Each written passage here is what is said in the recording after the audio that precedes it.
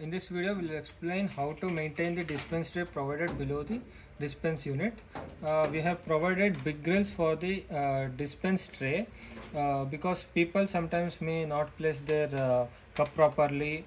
The millet drink gets spilled over below the drain unit.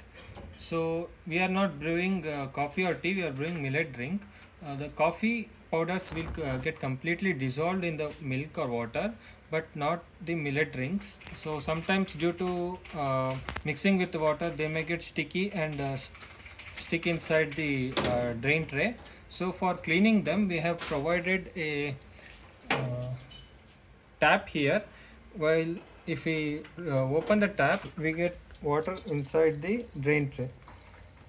Even if the water provided from the tank is not enough, sometimes you have to scrub the drain tray using a scotch brite manually, so that we can keep the drain tray clean.